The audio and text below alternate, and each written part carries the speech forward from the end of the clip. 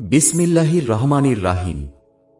শপথ তাদের যারা সারিবদ্ধ হয়ে দাঁড়ানো, অতঃপর ধমকিয়ে ভীতি প্রদর্শনকারীদের, অতঃপর মুখস্থ আবৃত্তিকারীদের। নিশ্চয় তোমাদের মাবুদ এক, তিনি আসমানসমূহ জমিন ও এতদুভয়ের মধ্যবর্তী সবকিছুর পালনকর্তা এবং পালনকর্তা উদয়াচল সমূহের। নিশ্চয় আমি নিকটবর্তী আকাশকে তার তারাজির দ্বারা সুশোভিত করেছি এবং তাকে সংরক্ষিত করেছি প্রত্যেক অবাধ্য শয়তান থেকে। ওরা ঊর্ধ্ব জগতের কোনো কিছু শ্রবণ করতে পারে না এবং চারদিক থেকে তাদের প্রতি উল্কা নিক্ষেপ করা হয় ওদেরকে বিতাড়নের উদ্দেশ্যে। ওদের জন্য রয়েছে বিরামহীন শাস্তি। তবে কেউ ছো মেরে কিছু শুনে ফেললে জ্বলন্ত উল্কাপিণ্ড তার পশ্চাৎধাবন করে। আপনি তাদেরকে জিজ্ঞেস করুন, তাদেরকে সৃষ্টি করা কঠিনতর না আমি অন্য যা সৃষ্টি করেছি? আমি তাদেরকে সৃষ্টি করেছি এঁটেল মাটি থেকে। বরং আপনি বিস্ময় বোধ করেন আর তারা বিদ্রূপ করে। যখন তাদেরকে বোঝানো হয় তখন তারা বুঝে না। তারা যখন জ্ঞান নিদর্শন দেখে তখন বিদ্রূপ করে এবং বলে, কিছুই নয়, এ যে স্পষ্ট জাদু। আমরা যখন মরে যাব এবং মাটি ও হাড়ে পরিণত হয়ে যাব, তখনও কি আমরা পুনরুত্থিত হব? আমাদের পিতৃপুরুষগণও কি? বলুন, হ্যাঁ, এবং তোমরা হবে লাঞ্ছিত। বস্তুত সে উত্থান হবে একটি বিকট শব্দ মাত্র যখন তারা প্রত্যক্ষ করতে থাকবে এবং বলবে, দুর্ভাগ্য আমাদের। এটাই তো প্রতিফল দিবস। বলা হবে, এটাই ফয়সালার দিন যাকে তোমরা মিথ্যা বলতে। একত্রিত করো গুনাহগারদেরকে, তাদের দোসরদেরকে এবং যাদের এবাদত তারা করত আল্লাহ ব্যতীত। অতঃপর তাদেরকে পরিচালিত করো জাহান্নামের পথে এবং তাদেরকে থামাও, তারা জিজ্ঞাসিত হবে, তোমাদের কি হল যে তোমরা একে অপরের সাহায্য করছ না? বরং তারা আজকের দিনে আত্মসমর্পণকারী। তারা একে অপরের দিকে মুখ করে পরস্পরকে জিজ্ঞাসাবাদ করবে। বলবে, তোমরা তো আমাদের কাছে ডান দিক থেকে আসতে। তারা বলবে, বরং তোমরা তো বিশ্বাসী ছিলে না এবং তোমাদের উপর আমাদের কোনো কর্তৃত্ব ছিল না, বরং তোমরাই ছিলে সীমালঙ্ঘনকারী সম্প্রদায়। আমাদের বিপক্ষে আমাদের পালনকর্তার উক্তি সত্য হয়েছে। আমাদেরকে অবশ্যই স্বাদ আস্বাদন করতে হবে। আমরা তোমাদেরকে পথভ্রষ্ট করেছিলাম, কারণ আমরা নিজেরাই পথভ্রষ্ট ছিলাম। তারা সবাই সেদিন শান্তিতে শরিক হবে। অপরাধীদের সাথে আমি এমনি ব্যবহার করে থাকি। তাদের যখন বলা হতো আল্লাহ ব্যতীত কোনো উপাস্য নেই, তখন তারা ঔদ্ধত্য প্রদর্শন করত এবং বলতো, আমরা কি এক উন্মাদ কবির কথায় আমাদের উপাস্যদেরকে পরিত্যাগ করব? না, তিনি সত্যসহ আগমন করেছেন এবং রাসূলগণের সত্যতা স্বীকার করেছেন। তোমরা অবশ্যই বেদনাদায়ক শাস্তি আস্বাদন করবে। তোমরা যা করতে তারই প্রতিফল পাবে। তবে তারা নয় যারা আল্লাহর বাছাই করা বান্দা। তাদের জন্য রয়েছে নির্ধারিত রুজি, ফলমূল এবং তারা সম্মানিত নেয়ামতের উদ্যানসমূহ। মুখোমুখি হয়ে আসনে আসীন। তাদেরকে ঘুরে ফিরে পরিবেশন করা হবে স্বচ্ছ পানপাত্র, সুশুভ্র, যা পানকারীদের জন্য সুস্বাদু। তাতে মাথা ব্যথার উপাদান নেই এবং তারা তা পান করে মাতালো হবে না। তাদের কাছে থাকবে নত আয়তোলোচনা তরুণীগণ, যেন তারা সুরক্ষিত ডিম। অতঃপর তারা একে অপরের দিকে মুখ করে জিজ্ঞাসাবাদ করবে। তাদের একজন বলবে, আমার এক সঙ্গী ছিল। সে বলতো, তুমি কি বিশ্বাস করো যে আমরা যখন মরে যাব এবং মাটি ও হাড়ে পরিণত হব, তখনও কি আমরা প্রতিফল প্রাপ্ত হব? আল্লাহ বলবেন, তোমরা কি তাকে উকি দিয়ে দেখতে চাও? অপর সে উকি দিয়ে দেখবে এবং তাকে জাহান্নামের মাঝখানে দেখতে পাবে। সে বলবে, আল্লাহর কসম, তুমি তো আমাকে প্রায় ধ্বংসই করে দিয়েছিলে। আমার পালনকর্তার অনুগ্রহ না হলে আমিও যে গ্রেপ্তারকৃতদের সাথেই উপস্থিত হতাম। এখন আমাদের আর মৃত্যু হবে না, আমাদের প্রথম মৃত্যু ছাড়া, এবং আমরা শাস্তি প্রাপ্ত হব না। নিশ্চয় এই মহা সাফল্য। এমন সাফল্যের জন্য পরিশ্রমীদের পরিশ্রম করা উচিত। এই কি উত্তম আপ্যায়ন না জাক্কুম বৃক্ষ আমি জালেমদের জন্য একে বিপদ করেছি। এটি একটি বৃক্ষ যা উদ্গত হয় জাহান্নামের মূলে। এর গুচ্ছ শয়তানের মস্তকের মতো। কাফেররা একে ভক্ষণ করবে এবং এর দ্বারা উদর পূর্ণ করবে। তদুপরি তাদেরকে দেয়া হবে ফুটন্ত পানির মিশ্রণ। অতঃপর তাদের প্রত্যাবর্তন হবে জাহান্নামের দিকে। তারা তাদের পূর্বপুরুষদেরকে পেয়েছিল বিপদকামী, অতঃপর তারা তাদের পদাঙ্ক অনুসরণে তৎপর ছিল। তাদের পূর্বে ও অগ্রবর্তীদের অধিকাংশ বিপদকামী হয়েছিল। আমি তাদের মধ্যে ভীতি প্রদর্শনকারী প্রেরণ করেছিলাম। অতএব লক্ষ্য করুন, যাদেরকে ভীতি প্রদর্শন করা হয়েছিল তাদের পরিণতি কি হয়েছে। তবে আল্লাহর বাছাই করা বান্দাদের কথা ভিন্ন। আর নূহ আমাকে ডেকেছিল, আর কি চমৎকারভাবে আমি তার ডাকে সাড়া দিয়েছিলাম। আমি তাকে ও তার পরিবার বর্গকে এক মহাসংকট থেকে রক্ষা করেছিলাম, এবং তার বংশধরদেরকেই আমি অবশিষ্ট রেখেছিলাম। আমি তার জন্য পরবর্তীদের মধ্যে এ বিষয় রেখে দিয়েছি যে বিশ্ববাসীর মধ্যে নূহের প্রতি শান্তি বর্ষিত হোক। আমি এভাবেই সৎকর্ম পরায়ণদেরকে পুরস্কৃত করে থাকি। সে ছিল আমার ঈমানদার বান্দাদের অন্যতম। অতঃপর আমি অপরাপর সবাইকে নিমজ্জিত করেছিলাম। আর নূহপন্থীদেরই একজন ছিল ইব্রাহিম।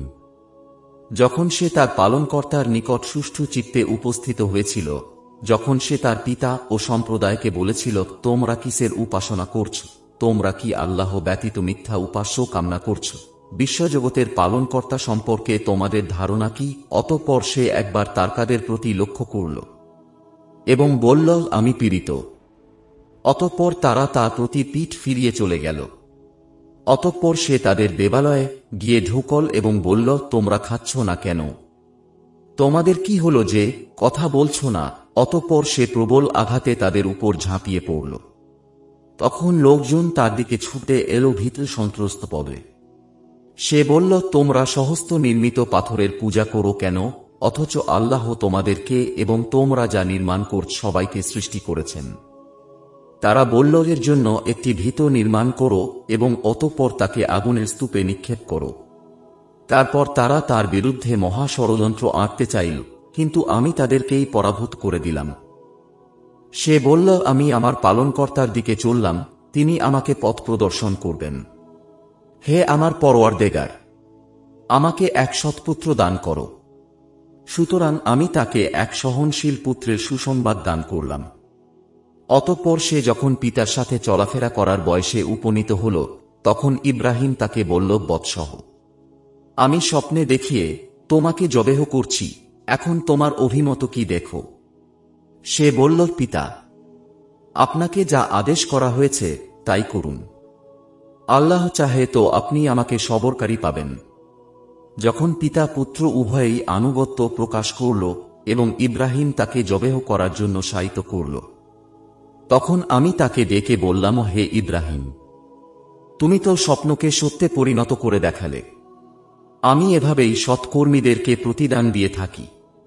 নিশ্চয় এটা এক সুস্পষ্ট পরীক্ষা। আমি তার পরিবর্তে দিলাম জবেহ করার জন্য এক মহান জন্তু। আমি তার জন্য এ বিষয়টি পরবর্তীদের মধ্যে রেখে দিয়েছি যে ইব্রাহিমের প্রতি সালাম বর্ষিত হোক। এমনিভাবে আমি সৎকর্মীদেরকে প্রতিদান দিয়ে থাকি। সে ছিল আমার বিশ্বাসী বান্দাদের একজন। আমি তাকে সুসংবাদ দিয়েছি ইসহাকের, সে সৎকর্মীদের মধ্য থেকে একজন নবী। তাকে এবং ইসহাককে আমি বরকত দান করেছি। তাদের বংশধরদের মধ্যে কতক সৎকর্মী এবং কতক নিজেদের উপর স্পষ্ট জুলুমকারী। আমি অনুগ্রহ করেছিলাম মুছা ও হারুনের প্রতি। তাদেরকে ও তাদের সম্প্রদায়কে উদ্ধার করেছি মহাসংকট থেকে। আমি তাদেরকে সাহায্য করেছিলাম, ফলে তারাই ছিল বিজয়ী। আমি উভয়কে দিয়েছিলাম সুস্পষ্ট কিতাব এবং তাদেরকে সরল পথ প্রদর্শন করেছিলাম। আমি তাদের জন্য পরবর্তীদের মধ্যে এ বিষয় রেখে দিয়েছি যে মুসা ও হারুনের প্রতি সালাম বর্ষিত হোক। এভাবে আমি সৎকর্মীদেরকে প্রতিদান দিয়ে থাকি। তারা উভয়েই ছিল আমার বিশ্বাসী বান্দাদের অন্যতম। নিশ্চয়ই ইলিয়াস ছিল রাসূল। যখন সে তার সম্প্রদায়কে বলল, তোমরা কি ভয় করো না? তোমরা কি বাল দেবতার এবাদত করবে এবং সর্বোত্তম স্রষ্টাকে পরিত্যাগ করবে, যিনি আল্লাহ তোমাদের পালনকর্তা এবং তোমাদের পূর্বপুরুষদের পালনকর্তা? অতঃপর তারা তাকে মিথ্যা প্রতিপন্ন করল। অতএব তারা অবশ্যই গ্রেপ্তার হয়ে আসবে, কিন্তু আল্লাহ তাআলার খাঁটি বান্দাগণ নয়। আমি তার জন্য পরবর্তীদের মধ্যে এ বিষয়ে রেখে দিয়েছি যে ইলিয়াসের প্রতি সালাম বর্ষিত হোক, এভাবেই আমি সৎকর্মীদেরকে প্রতিদান দিয়ে থাকি। সে ছিল আমার বিশ্বাসী বান্দাদের অন্তর্ভুক্ত। নিশ্চয় লূত ছিলেন রাসূলগণের একজন।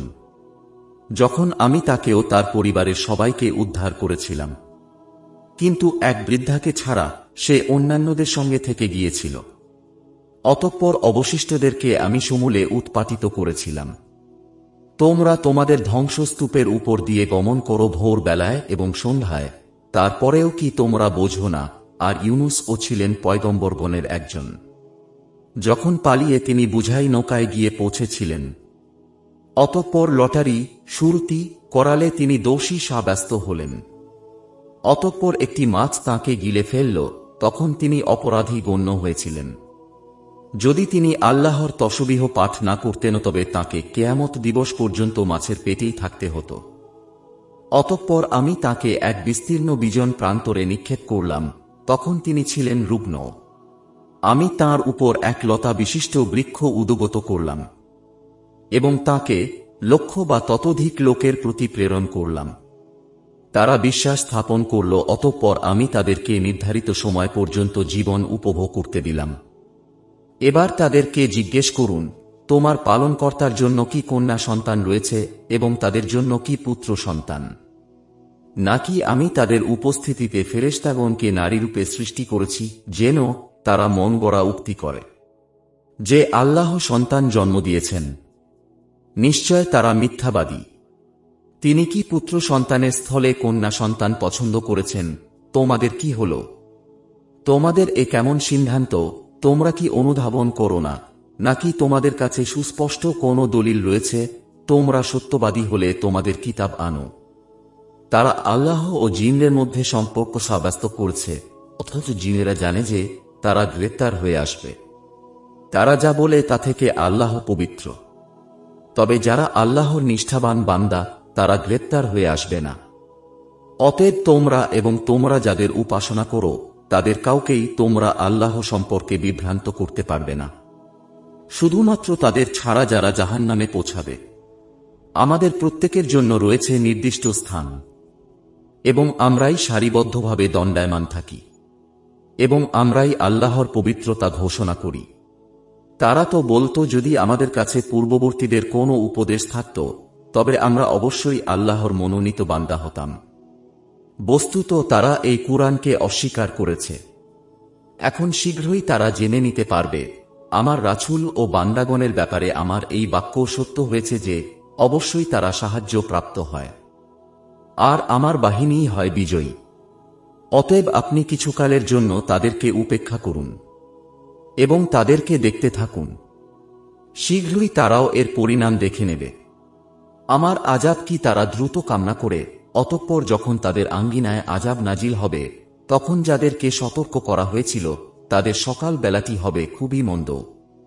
আপনি কিছুকালের জন্য তাদেরকে উপেক্ষা করুন এবং দেখতে থাকুন, শীঘ্রই তারাও এর পরিণাম দেখে নেবে। পবিত্র আপনার পরওয়ারদেগারের সত্তা, তিনি সম্মানিত ও পবিত্র যা তারা বর্ণনা করে তা থেকে। পয়গম্বরগণের প্রতি সালাম বর্ষিত হোক। সমস্ত প্রশংসা বিশ্বপালক আল্লাহর নিমিত্ত।